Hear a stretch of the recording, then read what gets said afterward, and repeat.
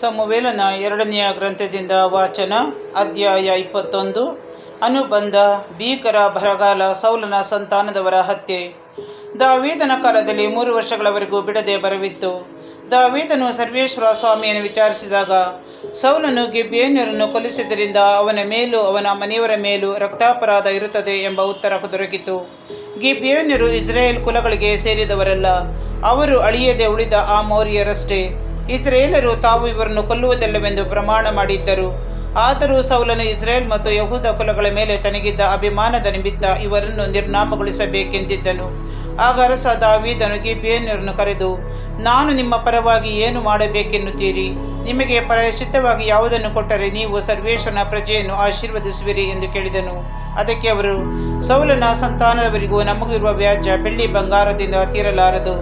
ಇಸ್ರಾಯೇಲರನ್ನು ಕೊಲ್ಲುವ ಅಧಿಕಾರ ನಮಗಿಲ್ಲ ಎಂದು ಉತ್ತರ ಕೊಟ್ಟರು. ಅರಸರು ಅವರಿಗೆ, ಏನು ಮಾಡಬೇಕು ಹೇಳಿ, ಮಾಡುತ್ತೇನೆ ಎಂದನು. ಅವರು, ನಮ್ಮನ್ನು ಇಸ್ರಾಯೇಲ್ ಪ್ರಾಂತ್ಯಗಳಿಂದ ಹೊರಡಿಸುವುದಕ್ಕೂ ನಿರ್ನಾಮಗೊಳಿಸುವುದಕ್ಕೂ ಪ್ರಯತ್ನಿಸಿದ ಮನುಷ್ಯರ ಮಕ್ಕಳಲ್ಲಿ 7 ಮಂದಿಯನ್ನು ನಮಗೆ ಒಪ್ಪಿಸಿ, ಸರ್ವೇಶ್ವರನಿಂದ ಆಯ್ಕೆಯಾದ ಸೌಲನು ವಾಸವಾಗಿದ್ದ ಗಿಬೆಯದಲ್ಲಿ ನಾವು ಅವರನ್ನು ಕೊಂದು ಸರ್ವೇಶ್ವರನ ಸನ್ನಿಧಿಯಲ್ಲಿ ನೇತು ಹಾಕುತ್ತೇವೆ ಎಂದರು.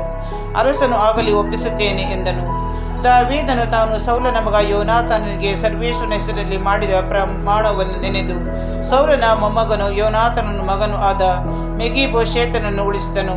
ಆದರೆ ಸೌಲನಿಗೆ ಅಯ್ಯಾಹನ ಮಗಳಾದ ರಿಚ್ಪಳಲ್ಲಿ ಹುಟ್ಟಿದ ಅರ್ಮೋನಿ, ಮೆಫೀಬೋಶೆತ್ ಮತ್ತು 2 ಮಕ್ಕಳನ್ನು, ಮೆಹೋರದ ಬರ್ಜಿಲ್ಲೆಯ ಮಗನಾದ ಅದ್ರಿಯೇಲನಿಗೆ ಸೌಲನ ಮಗಳಾದ ಮೇರಬಳಲ್ಲಿ ಹುಟ್ಟಿದ 5 ಮಂದಿ ಮಕ್ಕಳನ್ನು ತೆಗೆದುಕೊಂಡು ಅವರನ್ನು ಗಿಬ್ಯೋನ್ಯರಿಗೆ ಒಪ್ಪಿಸಿದನು. ಅವರು ಇವರನ್ನು ಕೊಂದು ಗುಡ್ಡದ ಮೇಲೆ ಸರ್ವೇಶ್ವರನ ಸನ್ನಿಧಿಯಲ್ಲಿ ನೇತು ಹಾಕಿದರು. ಆ 7 ಮಂದಿ ಏಕಕಾಲದಲ್ಲಿ ಹತರಾದರು. ಇವರನ್ನು ಕೊಂದಾಗ ಜವೆಗೋದಿ ಸುಗ್ಗಿಯು ಆರಂಭ ಆಗಿತು. ಆಗ ಅಯ್ಯಾಹನ ಮಗಳಾದ ರಿಚ್ಪಳು ಒಂದು ಗೋಣಿತಟ್ಟನ್ನು ತೆಗೆದುಕೊಂಡು ಅದನ್ನು ಬಂಡೆಯ ಮೇಲೆ ಹಾಸಿ, ಸುಗ್ಗಿಯ ಆರಂಭದಿಂದ ಶವಗಳ ಮೇಲೆ ಮಳೆ ಬೀಳುವ ತನಕ ಗೋಣಿತಟ್ಟಿನ ಮೇಲೆ ಕುಳಿತುಕೊಂಡು ಹಗಲಿನಲ್ಲಿ ಆಕಾಶದ ಪಕ್ಷಿಗಳಾಗಲಿ ಇರುಳಿನಲ್ಲಿ ಕಾಡು ಮೃಗಗಳಾಗಲಿ ಆ ಶವಗಳನ್ನು ತಿನ್ನದಂತೆ ಕಾಯುತ್ತಿದ್ದಳು.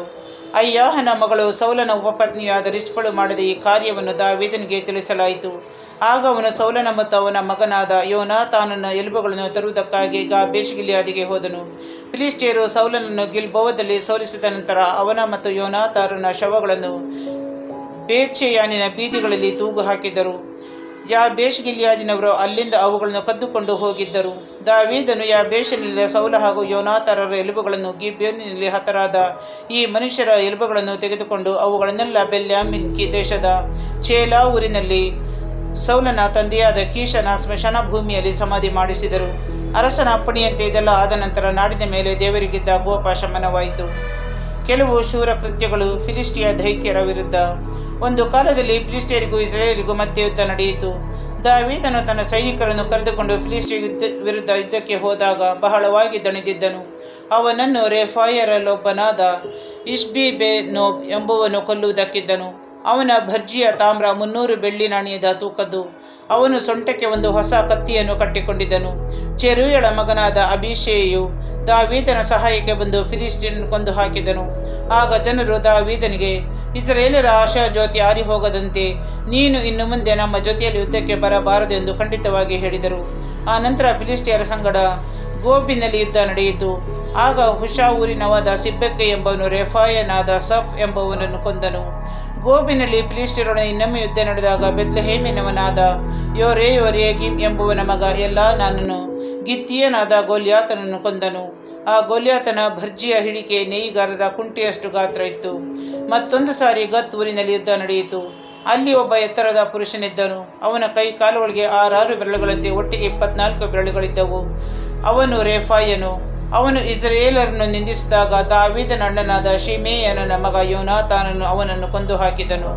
ಗತ್ ಊರಿನವರಾದ ಈ 4 ಮಂದಿ ರೆಫಾಯರು ದಾವೀದನಿಂದಲೂ ಅವನ ಸೇವಕರಿಂದಲೂ ಹತರಾದರು.